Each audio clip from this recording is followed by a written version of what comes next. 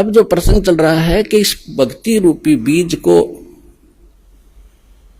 और इस फसल को वही परिपूर्ण करेगा जो इसके बारे में पूर्ण ज्ञान हो जाएगा जिसको। जैसे किसान खेती बोता है, हमारे हरियाणा क्षेत्र में नहर से सिंचाई की जाती है और गेहूं का फसल जो है सर्दियों में ही परिपक्व होती है।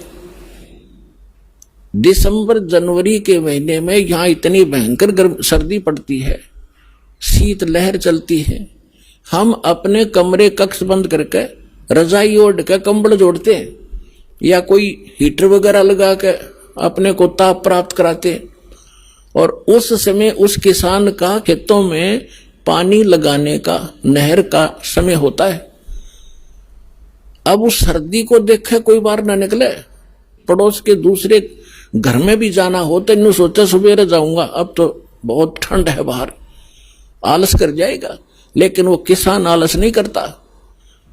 इतनी काली पीली रात होती है, ऊपर से सर्दी गिर रही होती है, भयंकर तेज हवा चल रही होती है और वो खेत में पहुंच जाता कस्सी लेकर, और जो कंबल वगैरह छोटा मोटा ले रखा उसको भी रख देता है एक तरफ। उस समय जब वो पानी लगाने लगता है और घुटनों पानी में खड़ा हो जाता है और ऊपर से शीत लहर चल रही होती है, तो वो अपने उस मार्ग का, उस फसल को परिपक्व करने का पूर्ण मास्टर है।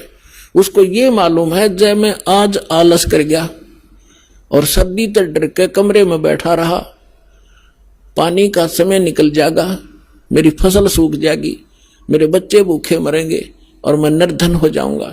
इसलिए वो सिर धड़की बाजी लाके चाहे सांप काटो, चाहे कांटे लागो और चाहे नमुनिया हो, उस काम न करके छोड़ेगा और सफल भी होगा। फिर खेत में काट के लाओगा भर के गाड़ी। तो पुण्यात्माओं, आप जिस समय इस मार्ग के ऐसे मास्टर बन जाओगे, उस समय आप देखना ये संघर्ष करोगे ही करोगे, चाहे कितना ही दुख हो। दुख तो माल्य के मार्ग में होता नहीं, लेकिन हम महसूस थोड़ा सा कर लेते हैं, परमात्मा फिर साथ रहता है। आप जब माली के लिए संघर्ष करते हो, वो कोई बालक थोड़ा ही है।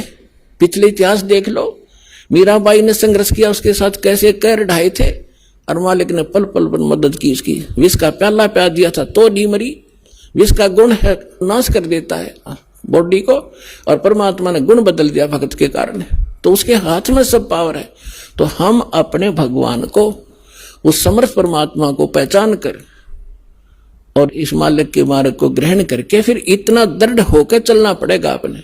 फिर सफलता देखियो, फिर इसका फल देखना, यहां भी सुख होगे और सतलोक में जाओगे सीधे जहाज में बैठ के।